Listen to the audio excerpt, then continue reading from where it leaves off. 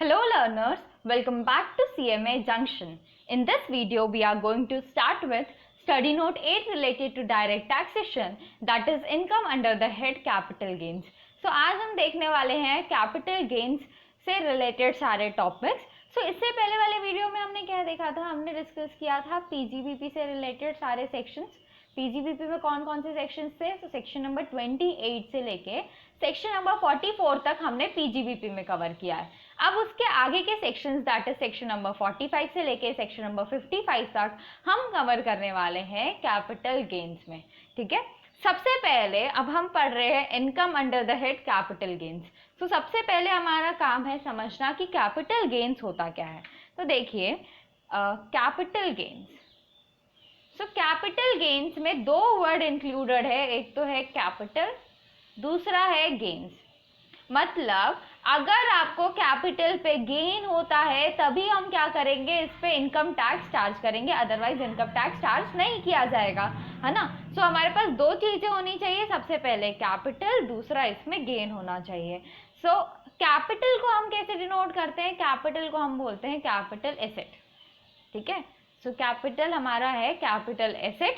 Gain मतलब आपका profit या लॉस उस पर अराइज होना चाहिए. अब कैपिटल एसेट पे प्रॉफिट या लॉस कैसे अराइज होगा? जब आप इसका करेंगे ट्रांसफर. सो जब कैपिटल एसेट का ट्रांसफर होगा तब उस पर प्रॉफिट और लॉस अराइज होगा और इसी को हम कैपिटल गेन बोलेंगे और ये हमारा चार्ज होगा इनकम टैक्स के अंदर.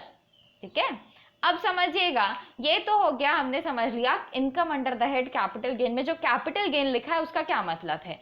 अब देखिए हमारा जो हमने देखा कि हमारे कौन कौन से सेक्शंस कवर्ड है. यहाँ पे हमारे सेक्शंस कवर्ड है सेक्शन नंबर 45 से लेके सेक्शन नंबर 55 तक, है ना. तो सबसे पहले और सबसे इंपॉर्टेंट सेक्शन जो हमको पढ़ना है वो है सेक्शन नंबर 45 सबसेक्शन 1. क्या बोलता है? सेक्शन नंबर 45 सबसेक्शन 1 हमारे कैपिटल गेन्स का चार्जिंग सेक्शन है. चार्जिंग सेक्शन हमको बोलता है कि आपके पास अगर आपको कैपिटल गेन लगाना है तो तीन चीजें होनी चाहिए. सबसे पहले तो कैपिटल एसेट होना चाहिए, उसका ट्रांसफर होना चाहिए और साथ साथ उसमें प्रॉफिट या लॉस अराइज होना चाहिए, मतलब गेन होना चाहिए. तो यही चीज हमने इसके मीनिंग से भी समझा और सेम यही चीज सेक्शन नंबर 45 सबसेक्शन 1 भी बोल रहा है.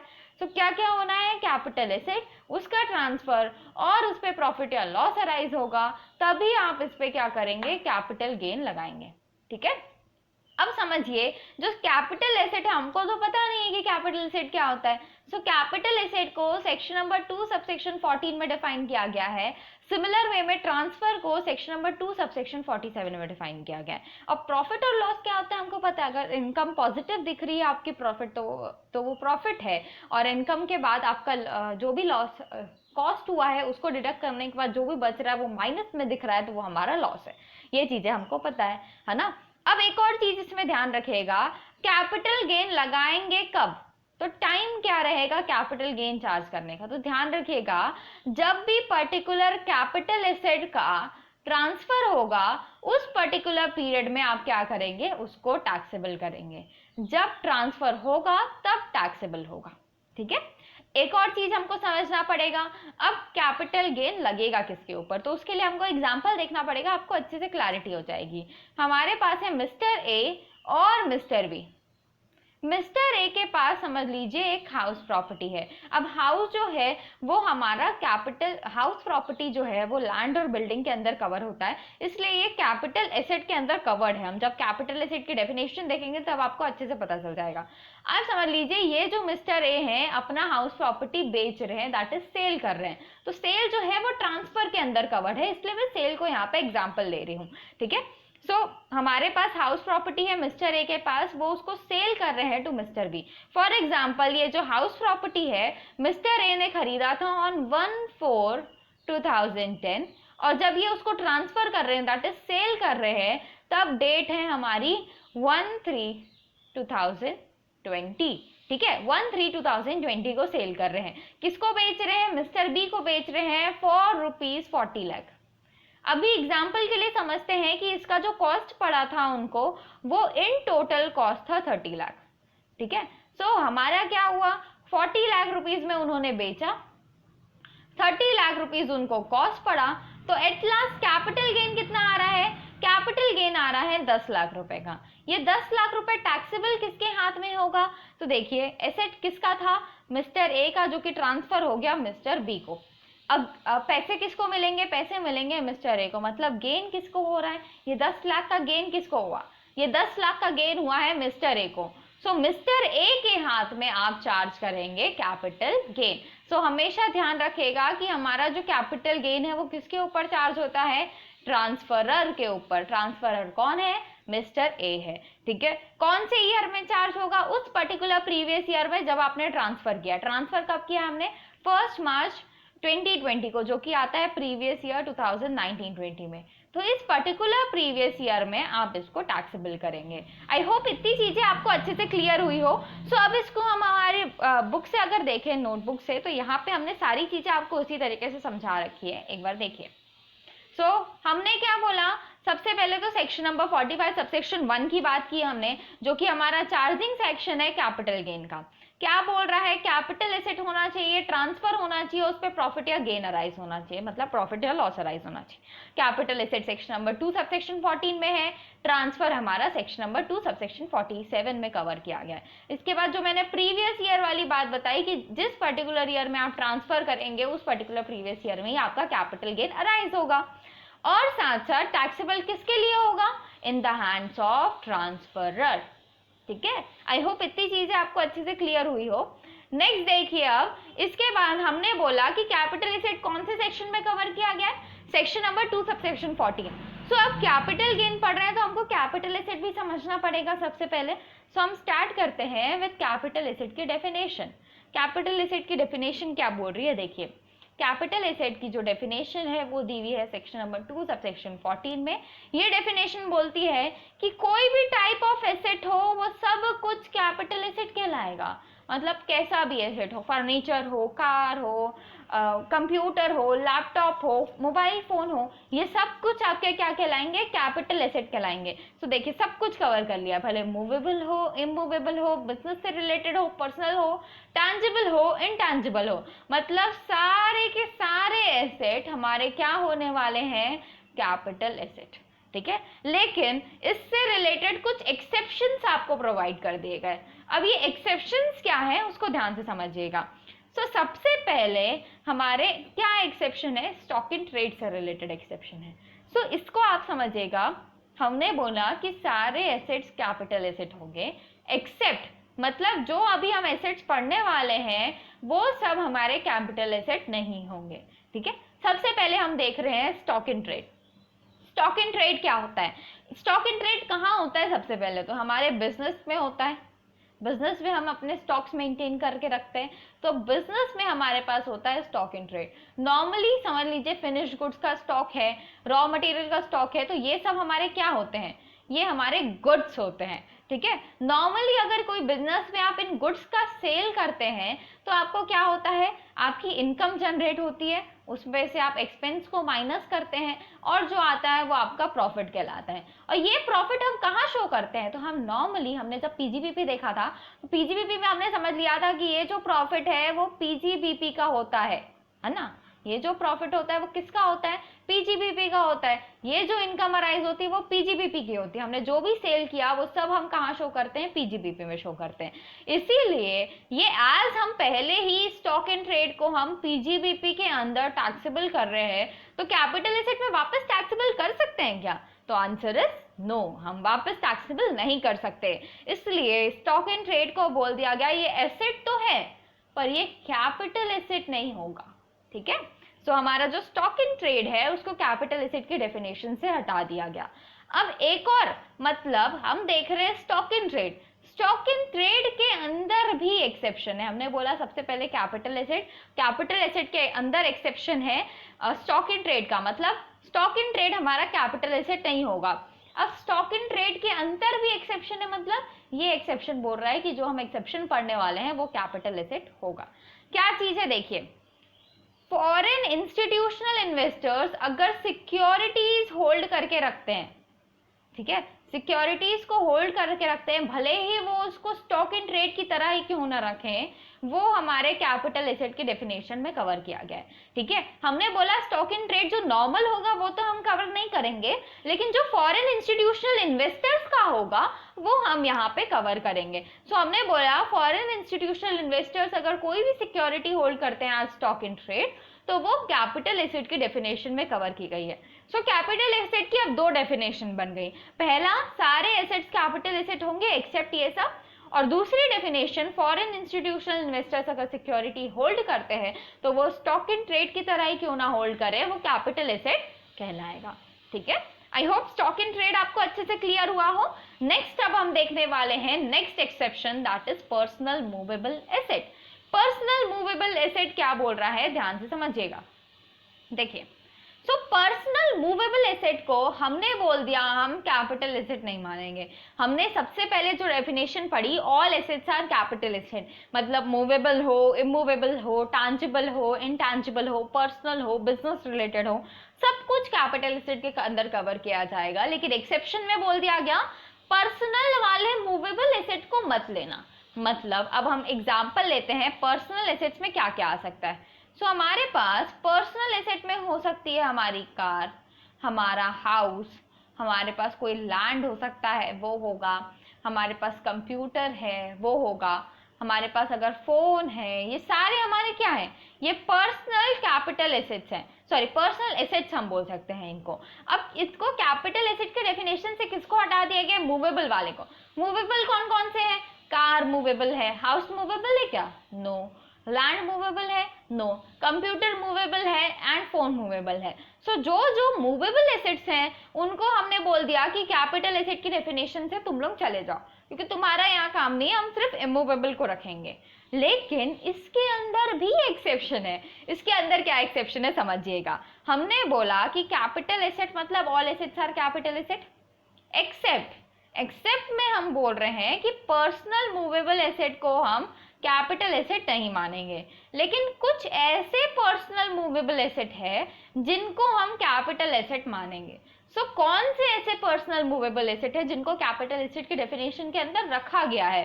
सो ये है हमारे precious, semi precious stones, gold, silver, jewellery. इन सबको क्यों रखा गया उसके पीछे का कंसेप्ट समझिएगा। सो अब हम इसके पीछे का कंसेप्ट देखने वाले हैं कि ये सारे जो भी स्टोन्स, ज्वेलरी, इन सबको क्यों रखा गया और बाकी सबको क्यों हटाया गया है। सो देखिए, हम देख रहे हैं personal movable assets. So personal movable asset में हमने बोला कार आएगा, फर्नीचर आएगा, है ना, और हमारा गोल्ड है हमारे पास वो भी आएगा, सिल्वर भी आएगा, हमने कोई ड्राइंग, पेंटिंग, मतलब जो कि बहुत ज़्यादा प्राइजेस में बिकती हैं वो सारी ड्राइंग, पेंटिंग्स हमने खरीद रखी है, हमारे पास प्रीशियस स्टोन्स है, हमने कोई आर्ट वर्क किया है, हमारे पास कोई सिक्योरिटीज है, ठीक है, और हमारे पास कोई इनटैंजिबल एसेट है। ठीक है, तो ये सारे मैं एग्जांपल्स ले रही हूँ, अब इनमें हम देखने वाले। इसके साथ साथ मैं इमूवेबल भी एग्जांपल ले लेती हूँ, लैंड, बिल्डिंग, ये सारी चीजें हमारे पास है पर्सनल में। ठीक है, सबसे पहले हमको क्या बोला है, हमको बोला है यहाँ पे कि हम जो है सिर्फ पर्सनल मूवेबल एसेट्स को कैपिटल एसेट नहीं मानेंगे, मतलब इमूवेबल को तो कैपिटल एसेट मानेंगे। इमूवेबल में क्या आता है, लैंड भी आता है, बिल्डिंग भी आता है, तो ये दोनों हमारे कैपिटल एसेट की डेफिनेशन के अंदर कवर्ड हैं। ठीक है, नेक्स्ट हमारा बोला गया पर्सनल मूवेबल एसेट। अब देखो पर्सनल मूवेबल एसेट कौन कौन से हैं। सो हमारे पास कार पर्सनल मूवेबल है, फर्नीचर है, गोल्ड है, सिल्वर है, ड्राइंग्स है, पेंटिंग्स है, प्रीशियस आर्ट्स है, प्रीशियस स्टोन्स एंड आर्ट्स है। ठीक है, सिक्योरिटीज भी हमारी मूवेबल है। इनटैंजिबल एसेट में अगर देखा जाए तो हमारी गुडविल का फॉर एग्जांपल है, तो गुडविल भी आप मूव कर सकते हैं। ठीक है, सो ये सारे हो गए हमारे मूवेबल एसेट। सो इसमें भी एक्सेप्शन दे दिया गया। इसमें एक्सेप्शन में क्या बोल रहा है, हमको बोल रहा है कि gold, silver, painting, precious stones, art, securities और इनटैंजिबल एसेट को हम कैपिटल एसेट मानेंगे। ऐसा क्यों बोला, तो समझिएगा, हमने कार, फर्नीचर, इन सबको हटा दिया। क्यों हटाया, क्योंकि इनकी वैल्यू, समझ लीजिए आपने कार आज खरीदी है 40 लाख रुपीस की, तो अगर आप 2 दिन बाद भी बेचने जाएंगे ना, तो इसकी वैल्यू क्या हो जाएगी, डेप्रिसिएट हो जाएगी। ठीक है, फॉर एग्जांपल ये हो गई 30 लाख की, तो क्या होता है, आप ऐसे सारी चीज़ें बेचने जाते हैं तो इनकी वैल्यू हमेशा डिप्रिसिएट होते रहती है। जैसे फर्नीचर आपने खरीदा 10,000 का, वो अब आप बेच रहे हैं तो वो हो जाएगा 8,000 का। तो नॉर्मली पर्सनल ये सारे मूवेबल एसेट्स की वैल्यू हमेशा डिप्रिसिएट होते रहती है। तो गवर्नमेंट ने बोला कि हम क्यों बिना मतलब का इनका जो है लॉस को बेयर करें, तो उन्होंने बोल दिया कि हम इसको कैपिटल एसेट की डेफिनेशन में ही नहीं रखेंगे, क्योंकि इसमें ज़्यादातर लॉसेज ही आने वाले हैं। इसमें ऐसा होने ही नहीं वाला है कि प्रॉफिट आए, बहुत कम चांसेस, मतलब 99.9% चांसेस है कि इसमें लॉसेज ही आएंगे, 0.1 चांसेस है कि बस इसमें आपका प्रॉफिट आ सकता है। तो गवर्नमेंट ने बोला इससे अच्छा हम इनको कैपिटल एसेट की डेफिनेशन से ही हटा देते हैं। सो गवर्नमेंट ने अपना लॉस बचाने के लिए गवर्नमेंट ने बोला कि हम इसको कैपिटल एसेट की डेफिनेशन में रखेंगे ही नहीं, इसीलिए गवर्नमेंट ने इन सबको हटा दिया। तो इन सबको क्यों रखा, तो इन सबको रखने के पीछे का कारण ये है क्योंकि इनकी वैल्यू एप्रिशिएट हो सकती है टाइम टू टाइम और डेप्रिशिएट भी हो सकती है, मतलब ये चेंज हो सकते हैं अकॉर्डिंग टू टाइम, और इनकी वैल्यू सिर्फ एक ही जगह चेंज होगी, मतलब ये सिर्फ डेप्रिशिएट होने वाले हैं। ये सारे ऐसे एसेट्स हैं जो कि एप्रिशिएट भी हो सकते हैं और डेप्रिशिएट भी हो सकते हैं, इसलिए इनको हमने क्या किया, कैपिटल एसेट की डेफिनेशन में रख दिया। और जो इनटैंजिबल एसेट की बात है, इनटैंजिबल एसेट को तो बोल दिया गवर्नमेंट ने कि इनको हम पर्सनल एसेट ही नहीं मानते, इसीलिए इसको हम जो पर्सनल मूवेबल के डेफिनेशन में नहीं रखेंगे और ये कैपिटल एसेट माना जाएगा। सिक्योरिटीज भी हमारी चेंज होते रहती है, एप्रिशिएट डेप्रिशिएट दोनों होते रहता है, इसीलिए इसको भी हमने कैपिटल एसेट की डेफिनेशन में रखा है। तो कैपिटल एसेट की डेफिनेशन में क्या चीजें नहीं आएंगी, जैसे car, furniture, computer, mobile phone, ये सारी चीजें हमारी कैपिटल एसेट की डेफिनेशन में नहीं आएंगी। कब नहीं आएंगी, जब ये पर्सनल हैं, ठीक है। तो यहाँ पे क्या बिजनेस के एसेट्स को हटाया गया है, तो आंसर इज नो, क्योंकि अगर आपके पास बिजनेस से रिलेटेड कार है, बिजनेस से रिलेटेड फर्नीचर है, तो ये सबको हमने कैपिटल एसेट की डेफिनेशन में रखा है, ठीक है। कब रखा है, जब ये बिजनेस से रिलेटेड है, लेकिन पर्सनल होगा तब आप इसको कैपिटल एसेट की डेफिनेशन में नहीं रखेंगे, ठीक है। तो यही चीज हमारे यहाँ पे पूरा लिखा हुआ है, आप देख सकते हैं। हमने एग्जाम्पल भी लिया है पर्सनल मूवेबल एसेट का, wearing apparels, furniture, car, cycle, scooter, ये सारे हमारे पर्सनल मूवेबल हो गए। एक्सेप्शंस क्या क्या है, प्रीशियस और semi precious stones, gold, silver, jewellery, ये सारे हमारे एक्सेप्शंस है। Painting, drawing, sketches, sculptures, archaeological corrections, ये पेंटिंग ड्राइंग कौन सी बोल रही है, जो हम घर में ऐसे ही बनाते वाली, तो आंसर इज नो, जो बाहर बिकती है अच्छे खासे प्राइस से में बिकती है, उन सब की बात की जा रही है। Any work of art, securities और इमूवेबल प्रॉपर्टीज, ठीक है। तो ये सारे हमारे यहाँ पे कवर किया गया है। अब इसके बाद देखिए इंटैंजिबल एसेट्स भी मैंने आपको बता दिया। हमने दो चीजें देख ली जिनको हम कैपिटल एसेट के अंदर कवर नहीं करेंगे। कौन कौन सा हमने देखा, first stock in trade, second हमने देखा पर्सनल मूवेबल एसेट, थर्ड देखिए, थर्ड एक्सेप्शन जो कि कैपिटल एसेट के अंदर कवर नहीं होगा, that is agricultural land in rural area. क्या बोल रहा है, एग्रीकल्चरल लैंड है जो कि रूरल एरिया में। सो हम एग्रीकल्चरल लैंड को दो तरीके से डिवाइड कर सकते हैं। पहला ऐसा एग्रीकल्चरल लैंड जो कि अर्बन एरिया में है, दूसरा ऐसा एग्रीकल्चरल लैंड जो कि रूरल एरिया में है। तो गवर्नमेंट ने बोला कि जो अर्बन एग्रीकल्चरल लैंड है उसको तो कैपिटल एसेट मान लो और उस पर कैपिटल गेन भी अराइज होगा, लेकिन जो रूरल एग्रीकल्चरल लैंड है उसको हम कैपिटल एसेट नहीं मानेंगे और उस पर कैपिटल गेन भी आपको अराइज नहीं करना है। सो नॉर्मली एग्रीकल्चरल लैंड में इसको उन्होंने कवर कर लिया, जो कि रूरल है, अर्बन वाले को यहाँ पे कवर नहीं किया है, ठीक है। अब रूरल एग्रीकल्चरल लैंड होता क्या है, सो रूरल एग्रीकल्चरल लैंड मतलब ऐसा एग्रीकल्चरल लैंड जो कि रूरल एरिया में है, ठीक है। सो अब रूरल एरिया में कैसे डिफाइन किया जाएगा, रूरल एरिया कौन सा होगा, वो कैसे डिफाइन होगा, वो हम यहाँ देखने वाले हैं। तो समझिएगा ध्यान से, जो हमारा म्युनिसिपैलिटी और कंटेनमेंट बोर्ड है उससे अगर आप 2 किलोमीटर तक आगे जाएं, ठीक है, म्युनिसिपैलिटी और कंटोनमेंट बोर्ड से 2 किलोमीटर तक आगे जा रहे हैं हम, और यहाँ पे अगर पॉपुलेशन अप टू 10,000 है, इन दैट केस ये रूरल एरिया होगा, लेकिन अगर 10,000 से ज्यादा है तो अर्बन एरिया कहलाएगा। सिमिलर वे में नेक्स्ट देखिएगा, अगर यहाँ से लेके म्युनिसिपैलिटी और कंटोनमेंट बोर्ड से लेके अगर आपका यहाँ तक की जो आप डिस्टेंस देख रहे हैं वो 6 किलोमीटर तक का है, और अगर यहाँ पे पॉपुलेशन अप टू 1 लाख है, इन दैट केस ये रूरल एरिया कहलाएगा, 1 लाख से ज्यादा है तो अर्बन एरिया कहलाएगा। सिमिलर वे में लास्ट देखिएगा आप, लास्ट हमारा क्या है, सो हम ले रहे हैं यहाँ से यहाँ तक का डिस्टेंस, 8 किलोमीटर का डिस्टेंस है ये, और 8 किलोमीटर में अगर आपकी पॉपुलेशन अप टू 10 लाख तक की है, इन दैट केस ये हमारा रूरल एरिया कहलाएगा, अदरवाइज अर्बन एरिया। और 8 किलोमीटर के आगे का जो भी डिस्टेंस है वो पूरा का पूरा आपका रूरल एरिया कहलाए। ठीक है, सो 8 किलोमीटर तक की बात की गई है और उसका आपको बताया क्या है। आई होप ये आपको क्लियर हुआ हो। इन डिटेल हमने इसको एग्रीकल्चरल इनकम वाले चैप्टर में भी डिस्कस किया था। यहाँ पे मैंने आपको इन शॉर्ट आपको चीजें समझ आ जाए वैसा आपको यहाँ पे समझाया है। ठीक है, सो रूरल एरिया हमने समझ लिया और क्या बोला गया है, एग्रीकल्चर लैंड अगर रूरल एरिया में होगा तो कैपिटल एसेट नहीं माना जाएगा और अगर अर्बन एरिया में होगा तभी हम उसको कैपिटल एसेट की डेफिनेशन के अंदर रखेंगे। नेक्स्ट एक्सेप्शंस देखिए। नेक्स्ट हमारे पास आता है gold deposit bonds. So gold deposit bonds या फिर गोल्ड डिपॉजिट सर्टिफिकेट्स क्या होते हैं वो समझिएगा। गोल्ड डिपॉजिट बॉन्ड्स, नाम क्या बता रहा है, गोल्ड डिपॉजिट करो उसके बदले बॉन्ड मिलेगा, वही चीज यहाँ पे आपको समझाई गई है, गोल्ड डिपॉजिट बॉन्ड्स।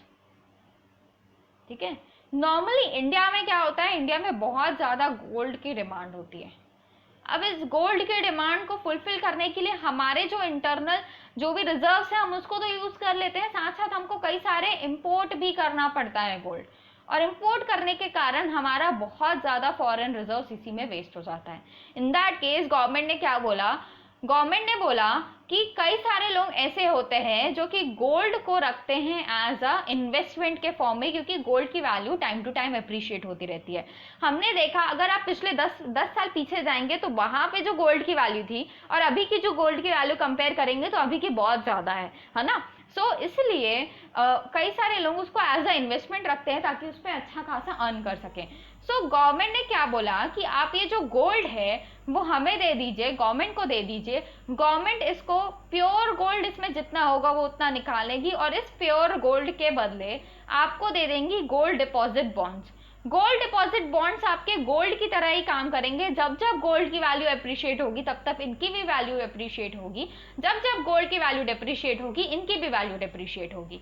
ठीक है, सो ऐसा गवर्नमेंट ने बोल दिया और इसके साथ साथ गवर्नमेंट इस पे आपको इंटरेस्ट भी देगी। आप गोल्ड रखते हैं अपने पास तो गोल्ड पे आपको कोई भी इंटरेस्ट नहीं मिलेगा, लेकिन अगर आप गोल्ड डिपॉजिट बॉन्ड्स रखते हैं तो उसमें आपको इंटरेस्ट भी मिल रहा है एक्स्ट्रा में। और साथ साथ गवर्नमेंट ने बोल दिया कि हम इसको कैपिटल एसेट भी नहीं मानेंगे और जो इंटरेस्ट आपको मिल रहा है उस पर भी हम कोई भी टैक्सेबल उसको नहीं करेंगे, इनकम टैक्स उस पर नहीं चार्ज होगा, ये बोल दिया। तो गवर्नमेंट आपको कितना ज्यादा फायदा दे रही है इस चीज के लिए, है ना। तो गवर्नमेंट ने ऐसा करके उसको क्या किया, कैपिटल एसेट की डेफिनेशन से हटा दिया गोल्ड डिपॉजिट बॉन्ड्स को। ये जो गोल्ड डिपॉजिट बॉन्ड्स है वो 1991 में इसको लेके आया गया था और इसके बाद में गोल्ड मोनेटाइजेशन स्कीम के अंदर 2015 में गोल्ड डिपॉजिट सर्टिफिकेट लेके आया गया, जो कि सिमिलर वे में जैसे गोल्ड डिपॉजिट बॉन्ड काम करता है उसी तरीके से गोल्ड डिपॉजिट सर्टिफिकेट भी काम करते हैं। आई होप आपको ये अच्छे से क्लियर हुआ हो। सो इसीलिए उन्होंने क्या किया, इसको कैपिटल एसेट की डेफिनेशन से हटा दिया, क्योंकि वो इसको प्रमोट करना चाहते हैं कि ज्यादा से ज्यादा लोग गोल्ड डिपॉजिट बॉन्ड्स या गोल्ड डिपॉजिट सर्टिफिकेट अपने पास रखें। ठीक है, नेक्स्ट हमारे पास आता है special bearer bond. Special bearer bond क्या बोल रहा है, देखिए special bearer bond normally black money को बाहर में लाने के लिए है। ठीक है, गवर्नमेंट ने क्या बोला कि अगर किसी भी पर्सन के पास ब्लैक मनी है तो वो गवर्नमेंट के पास उसको डिस्क्लोज कर दे, गवर्नमेंट उसके ऊपर कोई भी केस नहीं करेगी और जो भी आप ब्लैक मनी डिस्क्लोज करेंगे उसके बदले हम आपको 10 ईयर बॉन्ड भी दे देंगे। ठीक है, सो गवर्नमेंट ने इसको प्रमोट करने के लिए ताकि ब्लैक मनी बाहर आए, ये आपको स्पेशल बेरर बॉन्ड उन्होंने लाया और इसको भी बोल दिया कि ये भी कैपिटल एसेट की डेफिनेशन के अंदर नहीं रहेगा, मतलब इस पे भी कैपिटल गेन अराइज नहीं होगा। सिमिलर वे में कई सारे और गोल्ड बॉन्ड है, जैसे कि 6.5% gold bond 1977, 7% gold bond 1980 and national defence gold bond 1980। इन सबको भी बोल दिया गया कि ये जो है कैपिटल एसेट की डेफिनेशन के अंदर नहीं है, क्योंकि गवर्नमेंट इनको प्रमोट करना चाहती है और इन पे कैपिटल गेन भी नहीं लगेगा। आई होप इतनी चीजें आपको क्लियर हुई हो। हमने अभी तक क्या क्या चीजें डिस्कस की है, हमने डिस्कस किया सेक्शन नंबर 45 सबसेक्शन 1, उसके अंदर हमने 3 चीजें देखी, कैपिटल एसेट होना चाहिए, ट्रांसफर होना चाहिए, प्रॉफिट और लॉस अराइज होना चाहिए, तभी हम कैपिटल गेन के अंदर उसको रखेंगे। फिर हमने डिस्कस किया section number 2 subsection 14, that is capital asset का हमारा सेक्शन, और ये हमको बताता है कि सारे एसेट्स को हम कैपिटल एसेट बोलेंगे, इसके अंदर एक्सेप्शंस है, सारे एसेट्स को कैपिटल एसेट बोलेंगे except stock in trade. Stock in trade के अंदर भी हमने एक एक्सेप्शन देखा, एक्सेप्शन क्या है कि इसको कैपिटल एसेट माना जाएगा। किसको माना जाएगा? हमारा फॉरेन इंस्टीट्यूशनल इन्वेस्टर्स अगर सिक्योरिटीज रखते हैं एज स्टॉक इन ट्रेड तो वो हमारा कैपिटल एसेट कहलाएगा। ठीक है, सो फर्स्ट हमने देख लिया। फिर हमने देखा personal movable assets. Personal movable asset को कैपिटल एसेट नहीं माना जाएगा। इसके अंदर भी एक्सेप्शन है। किनको कैपिटल एसेट माना जाएगा? ज्वेलरी, प्रीशियस स्टोन्स, हमारे सिक्योरिटीज, ड्रॉइंग्स, इनटैंजिबल एसेट्स, इन सब को हमारा पर्सनल मूवेबल एसेट भले ही है ये, लेकिन फिर भी इनको हम क्या बोलेंगे? इनको बोलेंगे हम कैपिटल एसेट। हमने क्या बोला? नॉर्मल पर्सनल मूवेबल एसेट को कैपिटल एसेट नहीं माना जाएगा, लेकिन कुछ ऐसे हैं जिनको कैपिटल एसेट माना जाएगा, जैसे jewellery, securities, foreign jewellery, securities, और क्या क्या है यहाँ पे हमारे ड्रॉइंग्स, पेंटिंग्स, ये सारी चीजें। ठीक है, थर्ड हमने देखा एग्रीकल्चरल लैंड जो कि रूरल एरिया में है। Agricultural land that is rural agricultural land को हम कैपिटल एसेट नहीं मानेंगे। फोर्थ हमने देखा गोल्ड डिपॉजिट सर्टिफिकेट्स या गोल्ड डिपॉजिट बॉन्ड्स। फिफ्थ हमने कवर किया special bearer bond and last हमने देखा गोल्ड बॉन्ड्स। ठीक है, सो आई होप ये आपको अच्छे से क्लियर हुआ हो। हमने सेक्शन नंबर 45 सबसेक्शन 1 का कैपिटल एसेट का पार्ट पूरी तरीके से कंप्लीट कर लिया। अब देखिए कैपिटल एसेट में हमने सेक्शन नंबर 2 सबसेक्शन 14 कवर किया है। कैपिटल एसेट से रिलेटेड और भी कुछ चीजें होती हैं, क्या क्या है वो देखिए। सो हम देख रहे हैं कैपिटल एसेट। कैपिटल एसेट में अब हम देखने वाले हैं टाइप्स ऑफ कैपिटल एसेट।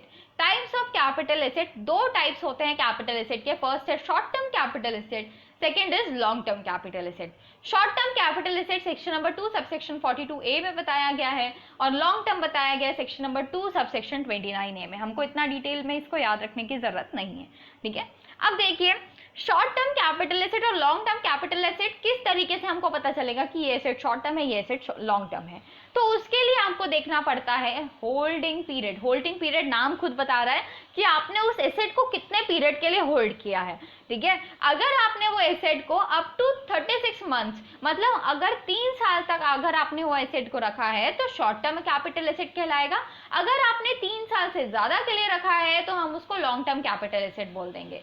ठीक है, सो होल्डिंग पीरियड के हिसाब से डिसाइड होता है कि वो पर्टिकुलर एसेट शॉर्ट टर्म कहलाएगा कि लॉन्ग टर्म कहलाएगा। अब होल्डिंग पीरियड कैसे कैलकुलेट करेंगे?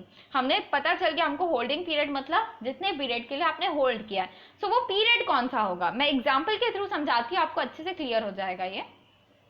सो देखिए हमारे पास है मिस्टर ए और मिस्टर बी। मिस्टर ए ने एक हाउस प्रॉपर्टी खरीदी थी ऑन 1/4/2010। 1/4/2010 को उन्होंने ये हाउस प्रॉपर्टी खरीदी थी फॉर ₹20 लाख। 20 लाख में उन्होंने ये हाउस प्रॉपर्टी खरीदी थी। अब ये उसको सेल कर रहे हैं टू मिस्टर बी ऑन 1/4/2020। 1/4/2020 को वो मिस्टर बी को इसको बेच रहे हैं। ठीक है, सो यहाँ पे वो कितने में बेच रहे हैं? ₹50 लाख में, समझ लीजिए। सो यहाँ पे होल्डिंग पीरियड कितना होगा मिस्टर ए के लिए? सो मिस्टर ए का होल्डिंग पीरियड होगा जब उन्होंने ये पर्टिकुलर एसेट खरीदा था। कब खरीदा था? 1/4/2010 को खरीदा था, और जब तक उनके पास था मतलब जब उन्होंने उसको ट्रांसफर किया उससे एक दिन पहले, दैट इज 31 मार्च 2019 तक। सो ये कहलाएगा holding period of mister A. मतलब जब आपने एक्वायर किया था वाली डेट से लेके आपने जब उसको ट्रांसफर किया उससे एक दिन पहले तक। ठीक है, सो वही चीज यहाँ लिखा है। होल्डिंग पीरियड का स्टार्टिंग कब होगा? From the date of acquisition. And कब होगा? 1 day before the date of transfer, जब भी आपने ट्रांसफर किया उससे एक दिन पहले। अब हमको समझ आ गया कि 36 मंथ्स के अंदर रहेगा तो वो शॉर्ट टर्म कैपिटल गेन, अगर 36 मंथ से ज्यादा है तो लॉन्ग टर्म कैपिटल गेन। लेकिन इससे रिलेटेड भी आपको एक्सेप्शंस बताए गए हैं। मतलब कुछ ऐसे भी केसेस होते हैं जहां पे 36 मंथ्स की जगह 1 साल और 2 साल देखा जाता है, मतलब 12 मंथ्स और 24 मंथ्स देखे जाते हैं। सो कौन कौन से ऐसे केसेस हैं? सो हमने सबसे पहले देखा कि 36 मंथ तक रहेगा तो short term capital asset, 36 month से ज्यादा रहेगा तो लॉन्ग टर्म कैपिटल एसेट। ठीक है, लेकिन कुछ एक्सेप्शंस है। एक्सेप्शन क्या बोल रहा है कि कुछ ऐसे एसेट्स है जिसके लिए हम 12 मंथ्स देखेंगे और कुछ ऐसे एसेट्स है जिनके लिए हम 24 मंथ्स देखेंगे। मतलब 12 मंथ्स के अंदर है तो शॉर्ट टर्म, 12 मंथ से ज्यादा है तो लॉन्ग टर्म, 24 मंथ से कम अंदर है तो आपका शॉर्ट टर्म और 24 मंथ से ज्यादा है तो लॉन्ग टर्म। कौन कौन से ऐसे एसेट्स है समझिएगा। सबसे पहले हम देख रहे हैं 12 मंथ्स वाला केस, कौन कौन से ऐसे एसेट्स है जिनके लिए हम 12 मंथ्स देखेंगे। तो यहाँ पे सबसे पहले आता है हमारे पास लिस्टेड शेयर्स और securities listed in India. Listed मतलब ये हमारे स्टॉक एक्सचेंज में लिस्टेड होना चाहिए। इंडिया के कोई भी स्टॉक एक्सचेंज में अगर हमारे शेयर्स और सिक्योरिटीज लिस्टेड हैं तो वो लिस्टेड शेयर्स और सिक्योरिटीज के अंदर कवर किया जाएगा, ठीक है। यहाँ पे अगर कोई भी शेयर्स हैं, मतलब ऐसी कंपनी जिसके शेयर्स लिस्टेड होते हैं, तो नॉर्मली लिस्टेड किसके शेयर्स होते हैं, पब्लिक कंपनी के शेयर्स लिस्टेड होते हैं, प्राइवेट कंपनी के शेयर्स लिस्टेड नहीं होते, है ना। अगर पब्लिक कंपनी का केस दिया हो, वहां पे आपको बताया नहीं गया कि ये लिस्टेड है कि अनलिस्टेड शेयर्स है, in that case public company के केस में आप क्या मानेंगे, वो लिस्टेड शेयर्स की बात कर रहा है और पीरियड ऑफ होल्डिंग कितना देखेंगे, 12 मंथ्स, ठीक है। लिस्टेड शेयर्स और सिक्योरिटीज मतलब डिबेंचर्स, बॉन्ड्स, ये सारे भी अगर लिस्टेड हैं स्टॉक एक्सचेंज में तो वो भी यहाँ पे कवर किए जाएंगे।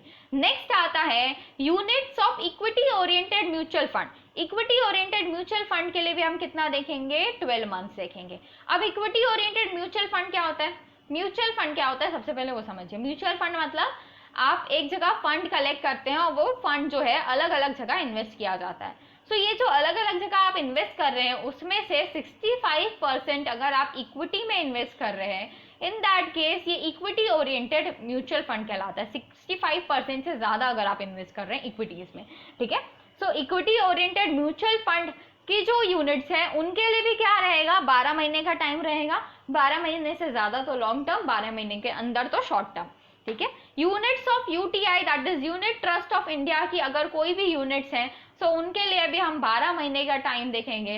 लास्ट है zero coupon bond, zero coupon bond के लिए भी हम 12 महीने का टाइम देखेंगे। अब जीरो कूपन बॉन्ड होता क्या है, जीरो कूपन बॉन्ड, कूपन मतलब नॉर्मली हम इंटरेस्ट समझते हैं, कूपन मतलब इंटरेस्ट, तो यहाँ पे इंटरेस्ट नहीं मिलता ऐसा वाला बॉन्ड है। अब बिना इंटरेस्ट के कोई भी बॉन्ड क्यों खरीदेगा, तो इसके पीछे रीजन है क्योंकि ये जो बॉन्ड्स है वो डिस्काउंट पे इशू होते हैं और इनका जो पेमेंट है वो पार पे होता है, ठीक है। डिस्काउंट पे इशू मतलब समझ लीजिए बॉन्ड की वैल्यू है 1 लाख, उसको इशू कर दिया जाएगा 80,000 पे और जब मेच्योरिटी पीरियड आएगा तो आपको 1 लाख रुपीज मिल जाएगा। मिस्टर ए ने अगर ये बॉन्ड खरीदे तो मिस्टर ए 1 लाख का बॉन्ड 80,000 में खरीदेंगे और जब मेच्योरिटी आएगा तो उनको 1 लाख रुपए मिल जाएगा। मतलब यहाँ पे उनको 20,000 रुपए का फायदा मिल रहा है। इंटरेस्ट नहीं मिल रहा है पर इंटरेस्ट की जगह ये वाले आपको ये प्रॉफिट मिल रहा है, ठीक है। आई होप ये जीरो कूपन बॉन्ड क्लियर हुआ हो। जीरो कूपन बॉन्ड के लिए भी हम 12 मंथ्स देखते हैं। ये 12 मंथ्स के लिए 4 चीजें कवर की गई हैं, लिस्टेड शेयर्स और securities, units of equity oriented mutual fund, units of UTI and zero coupon bond. अब नेक्स्ट हमारे पास आता है 24 मंथ्स का केस। 24 मंथ हम किसके लिए देखेंगे, 24 मंथ बोला गया लैंड, बिल्डिंग और बोथ के लिए आप 24 मंथ्स देखेंगे और साथ साथ अनलिस्टेड शेयर्स के लिए आप 24 मंथ्स देखेंगे। अनलिस्टेड शेयर्स बस बोला गया, सिक्योरिटीज को यहाँ कवर नहीं किया गया है, ठीक है। अनलिस्टेड सिक्योरिटीज कहाँ जाएंगी, 36 मंथ्स में, मतलब जो भी 12 और 24 मंथ्स में दिया हुआ है वो तो यहाँ कवर होंगे, लेकिन उसके बाद जो भी आपके बचते हैं वो सब कहाँ जाएंगे, वो सब हमारे 36 मंथ्स वाले टाइम पे जाएंगे, ठीक है। यहाँ पे हमारा क्या है, लैंड, बिल्डिंग और boat 24 months and unlisted shares 24 months, unlisted securities 36 months वाले टाइम पे जाएंगे। सिर्फ 2 चीजें यहाँ पे कवर्ड है, ध्यान रखिएगा।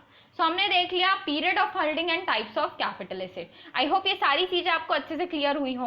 अब देखिए शॉर्ट टर्म कैपिटल एसेट जो भी होगा उस पे क्या राइज होगा, short term capital gain, and जो भी लॉन्ग टर्म कैपिटल एसेट होगा उस पे क्या राइज होगा, लॉन्ग टर्म कैपिटल गेन। अब इसके आगे जो भी डिप्रिसिएशन वाली बात लिखी गई है वो मैं आपको आगे जब हम इससे रिलेटेड सेक्शन पढ़ेंगे तब मैं आपको बताऊंगी, अभी हम इसको डिस्कस नहीं कर रहे हैं, ठीक है।